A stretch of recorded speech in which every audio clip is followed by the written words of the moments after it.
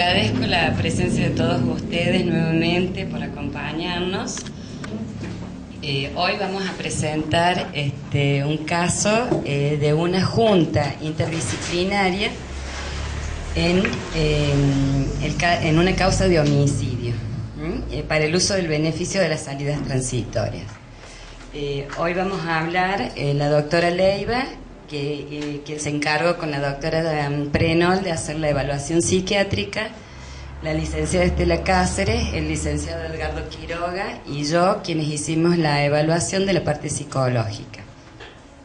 Bueno, vamos a empezar.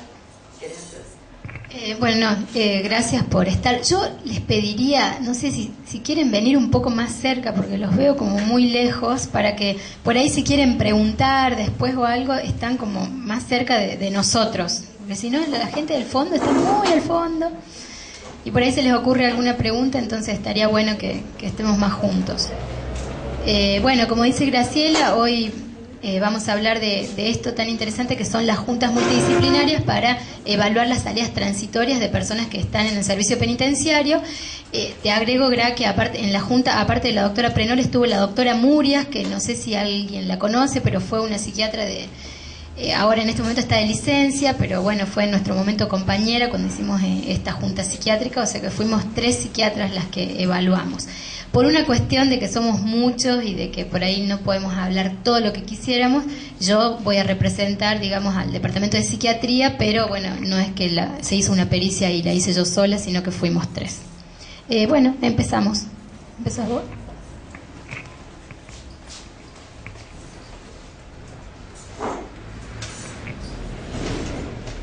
Bueno, como ya les explicamos, estos son las personas no sé si ustedes ven, somos nosotros quienes hemos hecho la junta. Pasa al otro. Nosotros hemos tomado como datos biográficos importantes, para que ustedes sepan y nos situemos en el trabajo. Trabajamos con una persona del sexo masculino de 51 años de edad al momento del examen. Esta persona se encontraba casado y divorciado en 2 oportunidades al momento del examen, con una tercera relación. Tenía 2 matrimonios fallidos, de los cuales tenía una hija con cada matrimonio. Había tenido una tercera relación y al momento del examen estaba en una 4ª relación, iniciando una 4ª relación. Es de religión católica, lo pongo como dato importante porque le daba mucha importancia a la cuestión de la religión. Su nivel de instrucción era medio, es decir, había hecho el secundario hasta el 3er año, creo, un secundario incompleto. Pero consideraba muy importante, él le gustaba formarse, capacitarse y había manifestado en las entrevistas de que él estudió teología y algunos otros oficios y profesiones como oyente. Siempre estuvo estudiando. Como datos importantes, vamos a ser muy sucintos y muy rápido porque si no se nos van a ir los tiempos. Algo que hay que destacar, porque hacen a la historia vital de él y a los acontecimientos y a las experiencias vividas en el futuro, ¿no? que marcaron su vida y la vida de otras personas. Él viene de un hogar desintegrado, en donde la mamá era una mamá ausente, abandónica, muy violenta, con una relación con él muy violenta, alcohólica y expulsiva. Nunca se hizo cargo de él, lo estaba constantemente rechazando. Él manifestó en las entrevistas que no lo conoce al padre, porque el padre hizo abandono del hogar cuando él tenía 2 años, y él dice que no lo conoce, no lo recuerda. El recuerdo vago que tiene es de una relación muy conflictiva con la madre. Por lo que la abuela materna, que es quien lo cría, se convierte en su principal referente afectivo. Es la persona que lo contenía, que lo crió, lo educó, lo formó, lo apoyó, y es por la persona que él siempre volvía, porque desde muy chico él presentaba fugas del hogar, fugas reiteradas del hogar.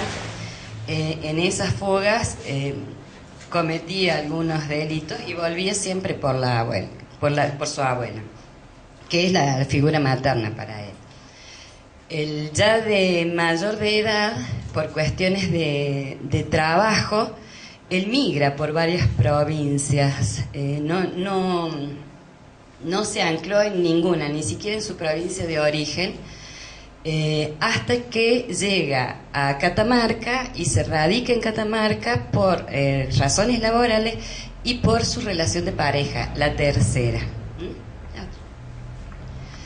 En sus relaciones de pareja, al menos en las dos primeras, él, que lo han marcado mucho, él da una especial importancia, yo lo pongo también, a las características de los signos del zodíaco y a la religión. Si bien parece un dato anecdótico, para él fue muy importante porque hicieron al desarrollo de su personalidad y marcaron varias experiencias de vida importantes tanto para él como para otras personas. Él contaba que las familias de los dos primeros matrimonios eran de religión evangelista. Los describe como personas muy cerradas, muy controladoras, que querían ejercer control sobre el matrimonio, sobre la relación de ellos, lo ejercían sobre sus parejas y lo querían ejercer con él también. Y acá entra a jugar el tema de las características del zodíaco. Él dice, él es de Aries y sus dos parejas son de Tauro. No vamos a describir las características de los signos porque no es el tema, ¿no? Pero él se describe como una persona de mente amplia, líder natural, abierto, omnipotente, reactivo, se reconoce impulsivo, muy celoso y muy abocado a lo que para él es importante, que es el trabajo. Él vive por y para su trabajo.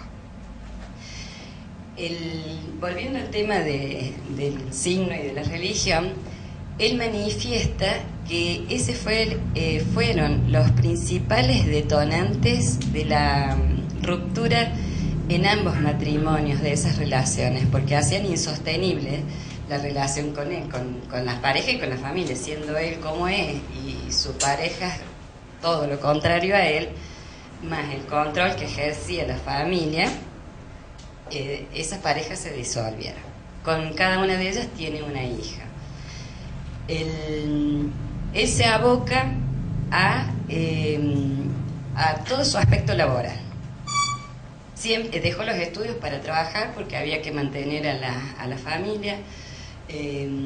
Sigue trabajando porque había que mantener a las parejas, a sus hijas, pero eso hace que, al menos es lo que esta persona lo pone como justificativo. Acá estamos hablando de una persona que proyecta todo en el afuera, no se hace cargo de sus propios actos, ¿no? Es decir, el trabajo fue la culpable de que las relaciones de pareja no anduvieran, más la religión y las características del signo del zodíaco. El trabajo, porque él se dedicaba mucho, hacía que no pudiera tener relaciones de amistad. No sé si ahí lo ven. Relaciones de amistad inexistentes, no las tenía, solo tenía relaciones laborales. Las relaciones con las parejas eran muy conflictivas por eso, porque él se pasaba todo el día trabajando y descuidaba a las familias. Y la relación con su familia de origen, al fallecer la abuela, pasaron a ser inexistentes, porque nunca más se relacionó con la madre cuando él se va de su provincia de origen, y con los hermanos directamente, tiene 3 hermanos, no existieron nunca en la vida. Lo nombró como una cuestión porque se le preguntó, pero no existen en el lenguaje de él la relación con los hermanos. Dentro de las características mismas que él se define con una cierta incapacidad para poder conversar de los problemas que él tiene. Él dice también que por eso sus matrimonios fracasaron, porque bueno, Él no hablaba, reaccionaba. Y eso, bueno, le trajo serios problemas. Bueno, eso ya lo dije, es una persona de liderazgo natural, bastante narcisista, es decir, bueno, es especial. Esto a grandes rasgos, porque la licenciada Cáceres les va a hablar más de las características de él y de la relación con la mamá, que es un dato importante. Ahora, yendo hacia el objetivo de la evaluación, como les dijimos al principio, esto se trató de trabajar en las juntas para evaluar el uso del beneficio de la salida transitoria. En las juntas se nos pide evaluar un perfil criminológico, características de su personalidad y el pronóstico de reincidencia criminal. Para poder dar respuesta a esto, nosotros hemos trabajado con entrevistas clínicas forenses abiertas, individuales con él, y aplicación de material proyectivo. Nosotros aplicamos el test desiderativo. Las entrevistas permitieron poder recabar toda la información suficiente, no toda, la información suficiente para poder dar respuesta a lo que la juez pedía. Y con el test, que Estela les va a hablar un poquito más, se destacan datos importantísimos que realmente a él lo definen como es como persona. No sé si tienen alguna duda o pasamos directamente o preguntamos después. Sí, después. Los dejo con la licenciada Cáceres.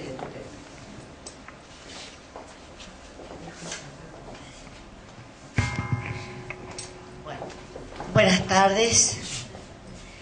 Bueno, vamos a dar como una definición de psicopatía, como la organización de la personalidad determinada históricamente por una distorsión infantil. Se caracteriza por una estructura narcisista o intolerancia a la frustración, la impulsividad. ¿Pero por qué? Por un predominio intrapsíquico de una situación básica, estructurante, de una neurosis grave hasta de una psicosis en la infancia, en la niñez.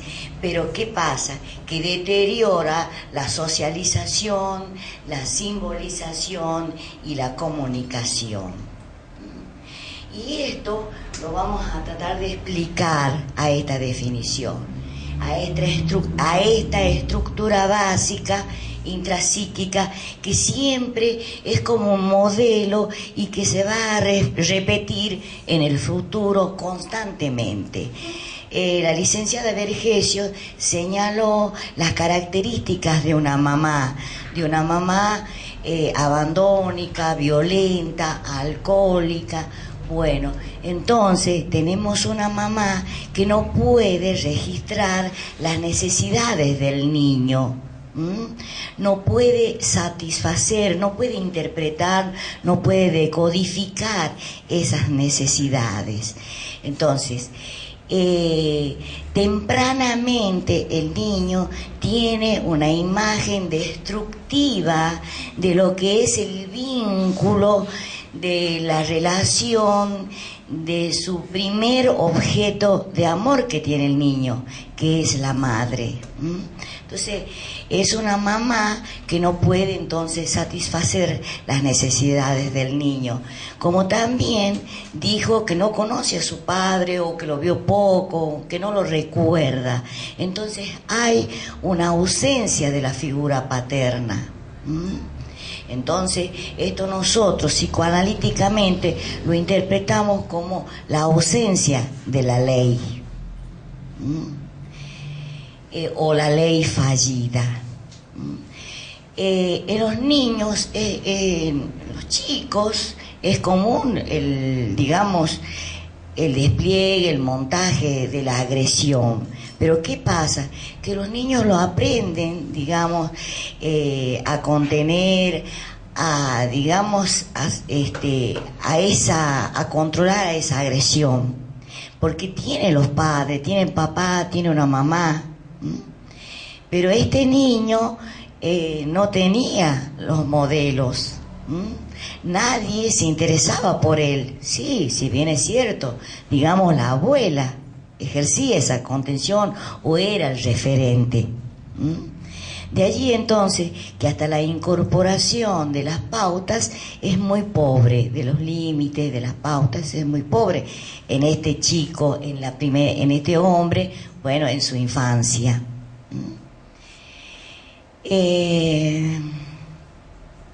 Y por eso, digamos, el deterioro también en la simbolización y en la comunicación. Como nadie se interesa por él, entonces él se acostumbra a manejar una comunicación más bien, digamos, en actos que en palabras. Porque lo simbólico es, digamos, este discurso que incluso la madre es la que le impone al niño desde recién nacido su propio discurso, su propio lenguaje, y en esta relación que tiene el niño, digamos, el papá, la mamá primero y el papá son los modelos identificatorios. Acá vemos que los modelos de identificación están fallados. Hacia otra. Análisis de su expresión sintomática. Nosotros no hemos intervenido en el momento inmediato, digamos, posterior a los hechos. No hubo una intervención psicológica en este sujeto. Pero nos debemos aproximarnos. Más o menos, voy a aclarar antes algo muy importante, que cuando en estas estructuras psicopáticas hay, digamos, un predominio de lo agresivo sobre lo libidinal, estamos con psicópatas que tienden a concretar homicidios o suicidios. Y cuando predomina lo libidinal sobre lo agresivo, estamos ante psicópatas perversos. Esa aclaración quería hacer. Acá vamos a ver, vamos a tratar, digamos, como hipótesis, esto de la personalidad ante múltiples homicidios que hubo. Tenemos la capacidad de agresión, tiene un alto nivel, la tolerancia a la frustración tiene un bajo nivel. Este sujeto que estábamos viendo, que intervenimos los 3 psicólogos, sí ha tenido situaciones, digamos, de agresión, pero en un momento dado, ante una determinada situación, digamos que hay la baja tolerancia a la frustración, no tolera esa situación. Entonces, hay una capacidad, digamos, que se desborda la capacidad de tolerancia, y entonces el sujeto proyecta la agresión y la proyecta cuantificada. No manifiesta un pensamiento simbólico. O sea, nosotros ya sabemos esto de que es un pasaje al acto, un pasaje a la acción. No hay un pensamiento, sino un pensamiento primitivo y concreto. O sea, en ese momento no se aplican estos procesos mentales que hay del pensamiento, estos procesos del pensamiento. Bien, base. La inmediatez de la respuesta no puede quedarse, digamos, en la reflexión, que es propia de un pensamiento racional. O sea, esta inmediatez es como que, o sea, se pasa directamente a la acción y es como saltar por sobre las circunstancias. Y esta inmediatez es que tiene que ver mucho con lo que nosotros aprendemos a tener, esta espera, la tolerancia a la frustración, la espera. Y nosotros ya dijimos esta baja tolerancia a la frustración. O sea, tiene que ver mucho con esto de la inmediatez de la respuesta. La capacidad de jugar roles sociales. Esto tiene que ver con esos modelos identificatorios fallidos. Esa mamá con semejantes características y ese papá ausente. Que nosotros, para identificarnos, tenemos que tener buenos modelos identificatorios, tenemos que tener la imagen del otro para poder ser nosotros. La incapacidad de colocarse en el lugar del otro, o sea, este tipo de personalidad no se puede poner en el lugar del otro, no puede sentir. Y también tiene que ver con esto de los modelos identificadores de identificación fallidos, porque no puede registrar el daño ocasionado en el otro o el dolor que siente el otro. Bueno, la ausencia de sentimientos de culpa.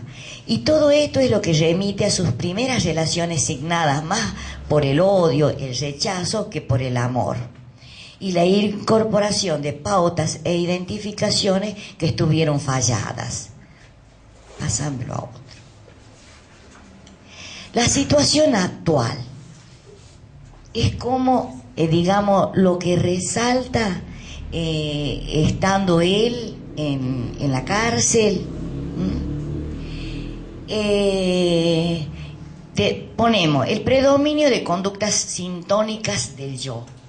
Sintónicas del yo quiere decir que están en armonía con el yo del sujeto, como que se esperan conductas, actitudes, ideas que coinciden con lo que es él como persona o con su personalidad.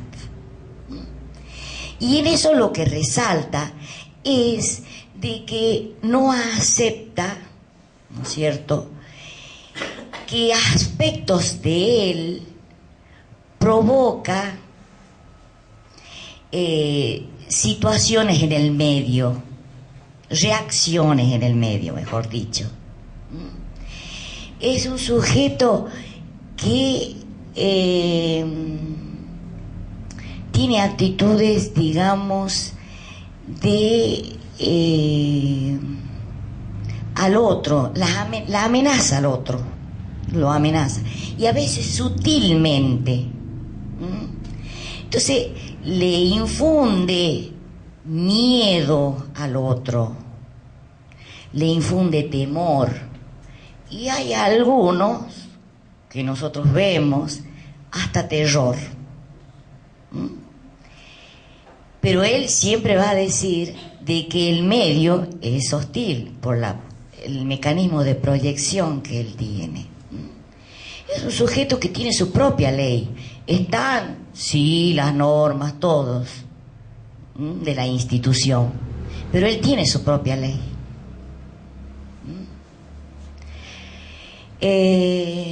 Bueno, y vamos a agregar algo de los detalles que vimos en una prueba, en una técnica, que es el desiderativo, que nosotros le vamos preguntando a él. Es una prueba, una técnica que no se la puede tomar a algunos sujetos que están en situaciones de crisis, por ejemplo, porque es una técnica que lo hace sentir y lo pone, digamos, en esto de la muerte. O sea que no podemos, no es fácil. Pero bueno, ante un psicópata probamos esta técnica.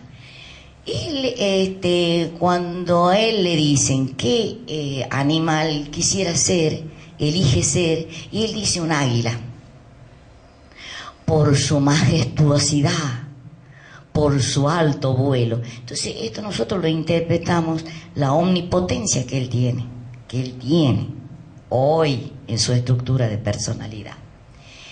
Cuando él dice que elige un objeto, ¿qué objeto quisiera ser? Y él dice acero. Y hay otro donde dice ¿qué objeto no le gustaría ser? Oro.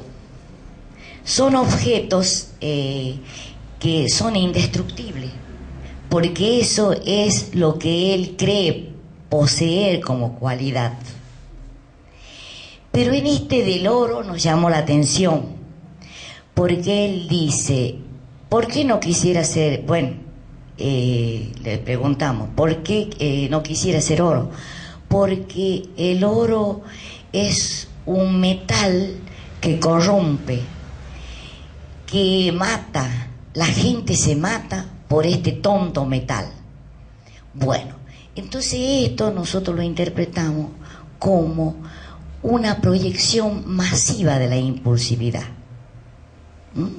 Él mató a 4, bueno, pero acá el oro mata a las personas por ese tonto metal. Y esto tiene que ver, el oro, el acero, con la libido narcisista de él, lo indestruible en él. Bueno, hasta acá y ya le doy pase al licenciado Quiroga.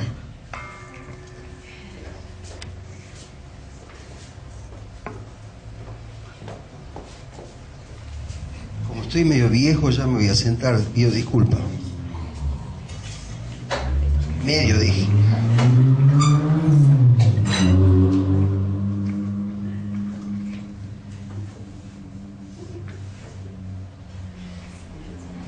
En realidad, mientras la escuchaba a las chicas, mis colegas,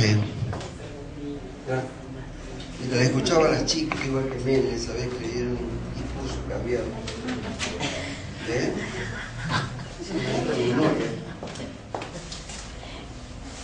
Mientras la escuchaba a las chicas, uno siempre va pensando, asociando,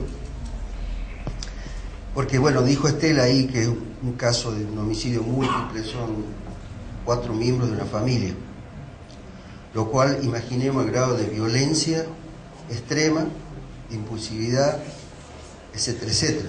Me acordaba en este momento el caso Barreda, del odontólogo, que hasta el día de hoy sigue siendo motivo de grandes debates porque hay una zona gris ahí, ¿no?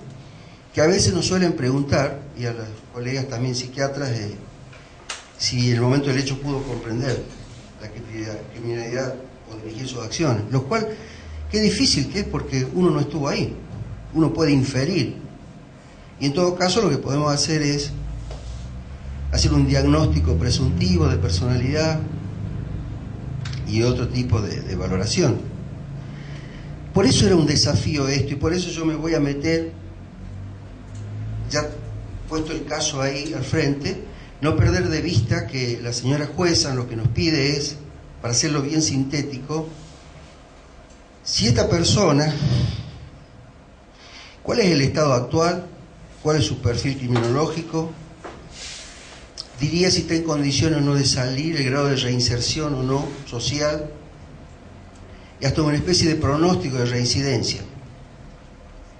Tomemos nota en la alta complejidad de las preguntas. ¿A dónde vamos? Bueno, mi posición en esto, y lo compartimos con las chicas también, era interpelarnos un poco, con todo respeto. Yo soy siempre partidario de respetuosamente cuestionarnos en la tarea, al discurso jurídico también, porque es la única forma de que esto cambie, que crezca, que tengamos una mirada distinta, que le demos cierto sentido común a las cosas, ¿no?, que a veces nos perdemos. Entonces, ahí dice análisis e interrogante. Porque nos llamó la atención, cuando recibimos el expediente, están una serie de informes de un equipo, de un gabinete criminológico del servicio penitenciario. Trabajadores sociales, psicólogos, médicos, gabinetistas, los sectores de los muchachos que controlan, digamos, las distintas áreas. Entonces hay todo, yo le llamo como una especie de seguimiento. Entonces yo me empecé a preguntar, ¿por qué nos piden a nosotros? Si hay todo un seguimiento en el terreno, en el campo, ¿verdad?, institucional, que yo me parece, con sentido común, están más capacitados éticamente y técnicamente para hacer una valoración de este calibre. Por nosotros lo vamos y lo vemos 3, 4 veces. Entonces me planteé una hipótesis, digo, bueno, ¿será que el discurso jurídico nos está planteando que el mismo modelo de nulidades, de apelaciones, de prórroga, digamos, de procedimientos, nos están también llevando a nosotros? Porque hay una psicóloga que en su momento hizo la pericia cuando se publicó el hecho. Después en la cárcel hay otra psicóloga que lo está siguiendo supuestamente en tratamiento, ya vamos a entrar a ver eso. Hay otro tipo de valoraciones médicas en el Hospital San Juan. Todo el mundo pasa. Entonces yo me preguntaba, digo, ¿y nosotros qué tenemos? ¿Cómo vamos a dar cuenta de esto? Si algunos no lo habíamos visto nunca. Lo veíamos recién, como dice la chica, en una junta. En otra época nos pedían a uno nomás, pero ahora era una junta, un trío. Bueno, es el primer interrogante que uno se hace, porque nos va llevando, primero, a que nuestro procedimiento no es vinculante. Los que trabajan en las áreas de la justicia saben, no es vinculante. Quiere decir que el que dictamina, el que ejecuta, dictamina, se dice, es el juez. Nosotros somos meros técnicos, podemos opinar, dar una sugerencia, pero el que decide, el que toma la decisión es el juez. Bien. La pregunta que surgió entonces, ¿es ratificar el informe o rectificar lo que dice una colega u otro profesional? Repito, tengamos en cuenta, personas que están, suena feo esto, seguimiento durante 1 año, 2 años, 3 años, 5 años. Entonces venían los informes y decían, por ejemplo, en uno de los puntos, que de acuerdo a toda la valoración que hacía el equipo, el gabinete criminológico, lo traduzco, es como si no estuvieran en condiciones de tener una salida transitoria o parcial, ¿sí?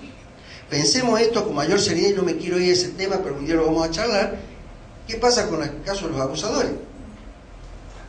Es que aquí que cuando veamos tratamiento se van a dar cuenta porque hay reincidencia. No sabemos el caso de homicidio todavía, por lo menos yo no tengo una estadística, no sé, las chicas después dirán.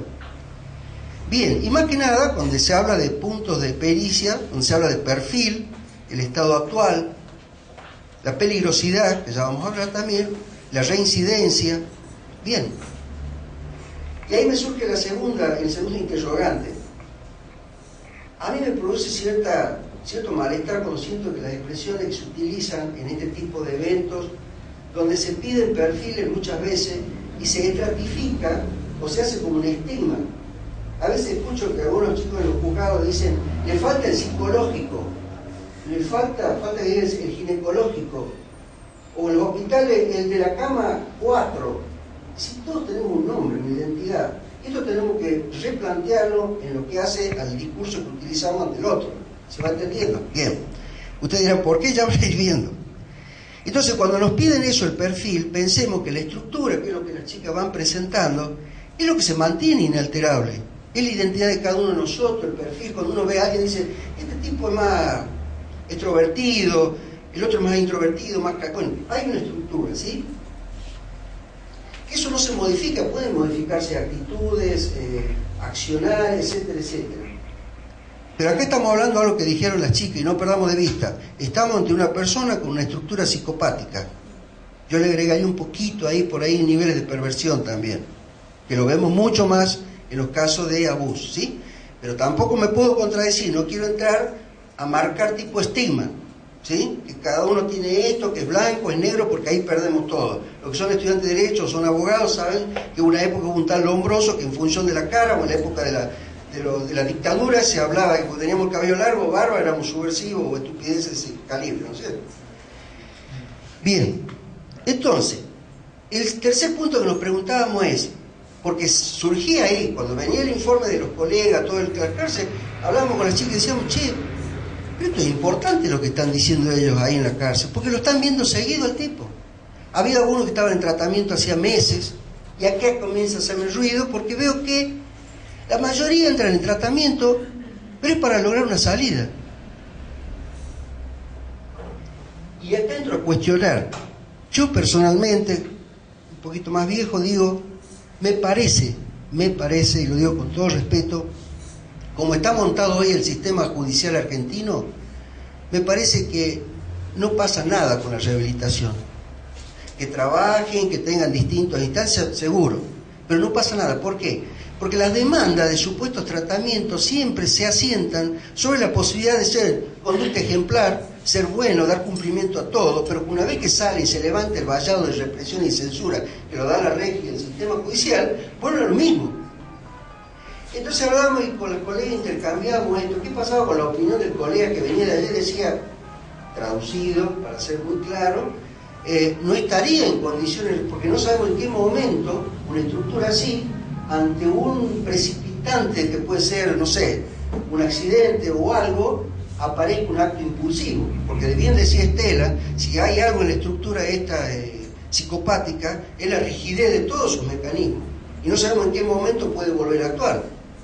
Y también lo pensaba en esto de que ella decía de que ellos tienen sus propias normas, su propia ley, entonces por ahí volver a un sistema donde hay normas, donde hay leyes que para él no son, porque no las tiene instauradas, porque en su niñez no tuvo las funciones bien marcadas. ¿Cómo hacemos si él tiene sus propias normas, sus propias leyes?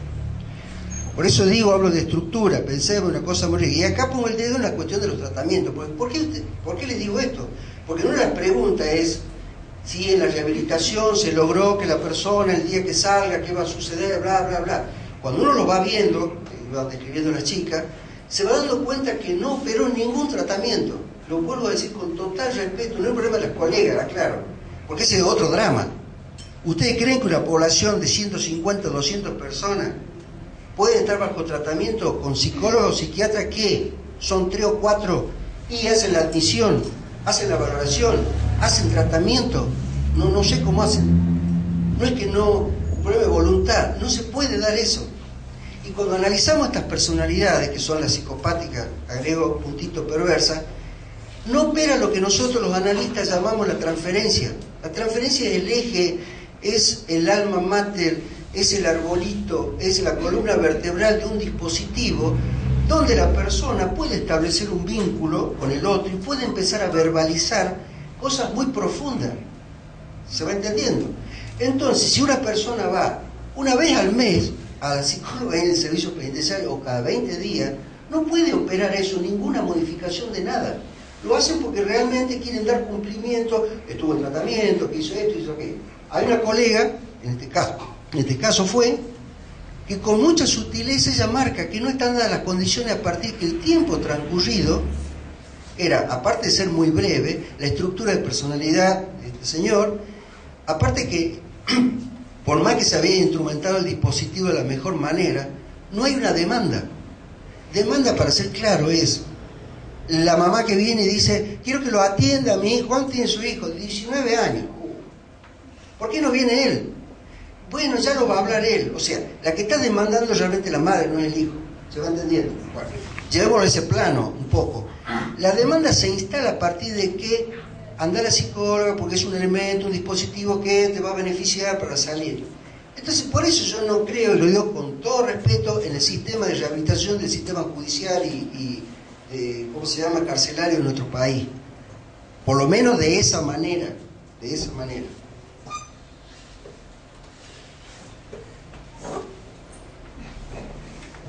Ahora bien, hay una pregunta que también se plantea en el pedido de la Junta, que es la palabra peligrosidad. Uno está convencido que la peligrosidad es un concepto o un juicio de valor. Volvemos a esto de, yo hablaba del estigma. Qué peligroso que es, ¿no? Hablar de peligrosidad. ¿Qué podemos dar cuenta nosotros, profesionales de salud mental? No si es peligroso o si es peligroso, sino podemos dar cuenta de la estructura.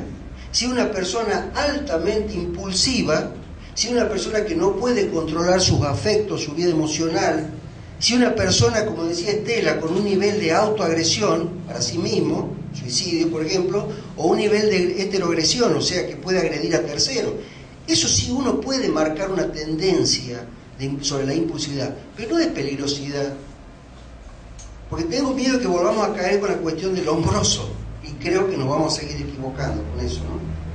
Entonces sí podemos dar cuenta de ahí, como decíamos en los informes, el grado de violencia, si alguien que ha reincidido, si los recursos, como bien decía Estela también, los recursos yoicos, utilizan mecanismos, digamos, más articulados con una media y no con una cosa proyectiva, ¿no?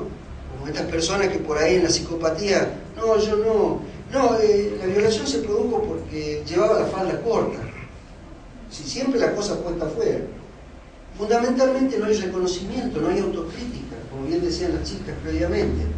Y también la cuestión del narcisismo y de la paranoia. Paranoia en términos, cuidado, no como diagnóstico clínico, sino como contenidos, como recursos, como forma de proyectarse o conectarse con la realidad, ¿no? La cosa un poco persecutoria que solemos ver. Bueno, más allá, por supuesto, agregado el consumo de alcohol, de sustancias que en estos tiempos ustedes saben que es muy fuerte. Síntesis, yo creo que cuando surgió lo de la Junta, nosotros no somos quienes para decir sí o no, obviamente. Marcamos, como vienen marcando las chicas también, la personalidad, el hecho lo tenemos en cuenta, no lo podemos obviar, la gravedad que tuvo, ¿verdad? Pero no podemos decir que mañana va a volver a ocurrir. Sí podemos decir la estructura de ello, pero más de eso no. Entonces siempre estamos haciendo los informes ahora, en un punto sugerimos a la señora juez que se tenga en cuenta, primero, el tipo de tratamiento que se ha hecho, a qué nivel, cómo, con qué dispositivo, a qué nivel externo. ¿Hay terapeuta en la cárcel? No es lo mismo la psicóloga que hace el diagnóstico o la admisión que hacer un grupo de terapeutas que hagan psicoterapia grupal o individual. Hay muchos puntos para ver ahí. Entonces le contestamos a la señora, a la juez, que se tenga en cuenta eso. Le vamos diciendo. Entonces, si aparece la persona que recién tiene un mes de análisis o de tratamiento, llamémosle, me parece que no están dadas las condiciones para lo que ella puede esperar de un informe, si le va a dar la posibilidad de salir o no, ¿verdad? Y todos los otros factores que también mencionamos. Y seguimos pensando que me parece que es mucho más importante la valoración que pueda hacer este equipo del servicio y no sacarla a la situación para que desde afuera podamos, dar una opinión diferente, para que se transforme en lucha. Veo cómo pasan en los ámbitos judiciales, nulidades, oposiciones, sacarlo a este de acá, poner otro. Creo que esto se tiene que resolver dentro del mismo sistema. Bueno, esto es lo que quería, estoy con 15 minutos justo. Gracias. Bueno.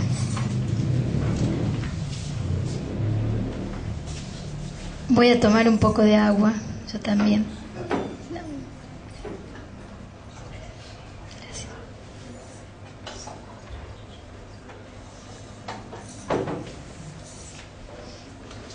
Bueno, yo por ahí le quiero dar como otra, como los chicos hablaron tanto del caso, por ahí no sé si la doctora Prenol está de acuerdo, pero a mí me gustaría contarles cómo fue la llegada de esta persona a la Junta Psiquiátrica, porque fue muy llamativa, fue muy llamativo.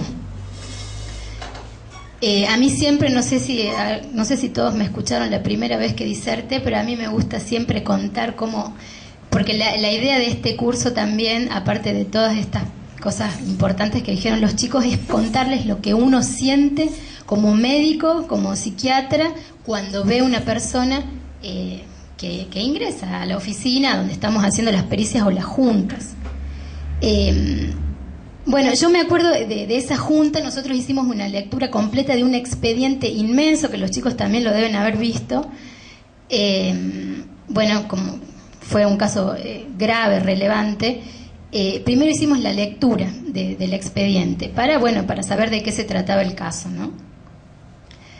Bueno, cuando esta persona llega a esta junta, yo recuerdo primero la vestimenta.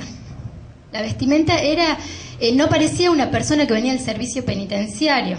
Generalmente cuando las personas vienen del servicio penitenciario, por las características del servicio, la prolijidad por ahí no es la característica.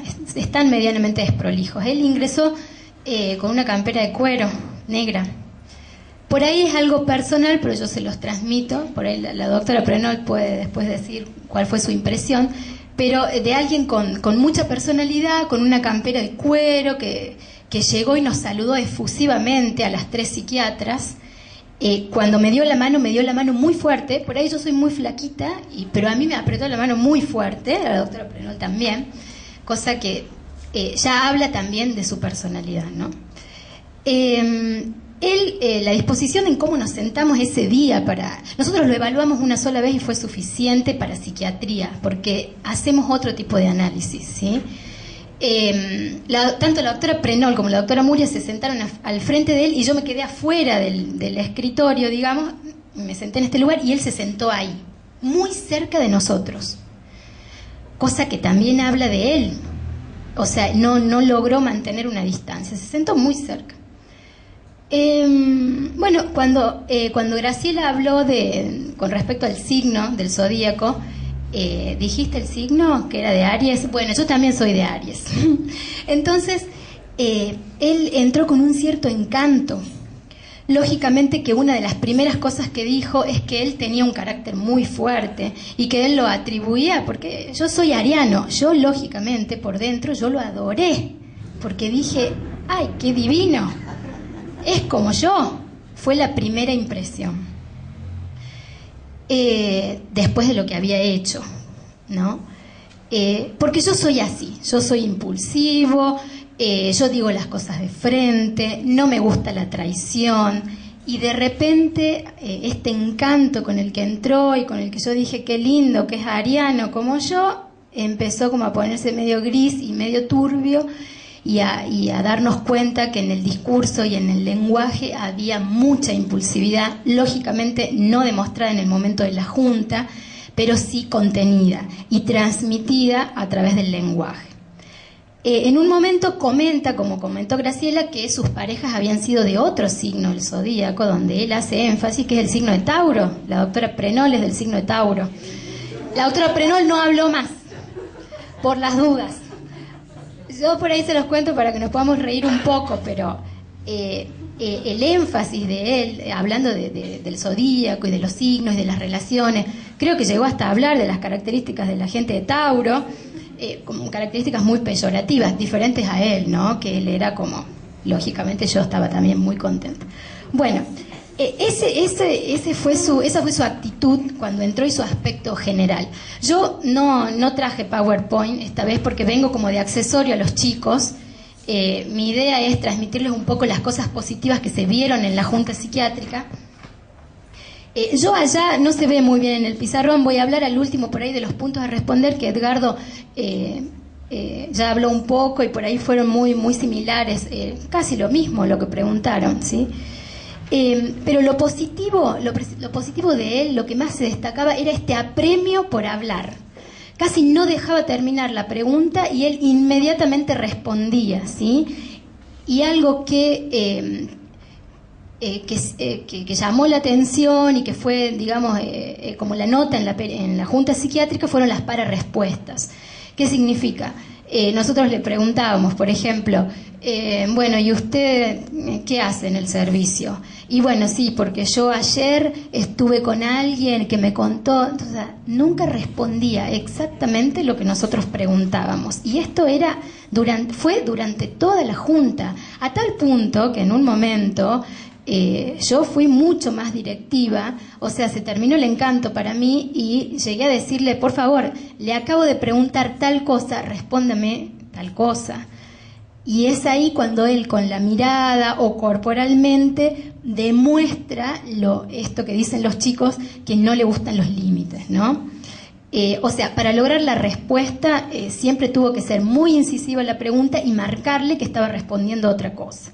Es más, yo en mi anotación original tengo un cartel así grande que dice para respuestas, ¿sí? Porque era lo más notable. Bueno, ya hablé de la impulsividad, no nos hizo nada más allá de apretarme la mano. ¿A vos te apretó la mano fuerte también? Más allá de apretarnos la mano muy fuerte, como diciendo aquí estoy, no hubo otro acto de impulsividad, que por ahí otras personas en las pericias lo tienen. La impulsividad estaba contenida y transmitida a través del lenguaje. En el lenguaje oral, taquilalia, o sea, hablaba muy rápido, mucha verborragia, de cosas insignificantes. No recuerdo en este momento, pero por ejemplo, porque yo cuando fui, por ejemplo, ¿usted qué hizo después de tal y tal día? Y bueno, yo fui y empezaba el discurso y se iba por la tangente, ¿no? Entonces, porque el perro se llamaba, y en un momento nos encontramos hablando de la moto roja que se había comprado en el año 83. Entonces, aparte de verborrágico, taquilálico con un pensamiento tangencial, que para psiquiatría el tangencial es que se va por la tangente. ¿Y qué pasa con el tangencial? Se va por la tangente y nunca vuelve solo al objetivo. Entonces, también volverlo a la pregunta inicial, ¿no? Sí, ¿qué te acordaste, Estela? ¿De eso? Era notable, ¿no? Bien. Bueno, la mirada exaltada. Si bien, y yo coincido, porque como psiquiatra he leído mucho de astrología, de que como signo de fuego se nota corporalmente cómo es él, por ahí habrá gente que dice esta psiquiatra está loca, pero es así, su mirada estaba exaltada por sus características astrológicas y también por esta necesidad de que él veía que mientras transcurría la junta psiquiátrica no lograba encantar a nadie. A medida que esto evolucionaba, él se ponía como cada vez más eufórico, ¿no? Eso lo destacamos en el lenguaje mímico, por eso lo digo. Bueno, en la ideación, tenía una ideación con detalles minuciosos que no hacían a la Junta. Como les dije, hablaba de cosas que no nos interesaban a nosotros. Nosotros como psiquiatras teníamos que determinar si había o no patología psiquiátrica y también decidir sobre los puntos de pericia que les preguntaron, ahora que los escucho a los chicos, lo mismo que a nosotros, ¿sí? Entonces, para no extenderme más, por ahí no se ve muy bien, pero yo acá lo anoté, los puntos a responder, lo que nos pidieron responder. Entonces nos piden un estudio profundo de la personalidad, cosa que a los psiquiatras no nos corresponde, es más del ámbito de la psicología. Igualmente, nosotros respondimos estas características que yo les decía, con un lenguaje verborrágico, taquilálico, de actitud suspicaz, porque alguien extremadamente inteligente, ¿sí?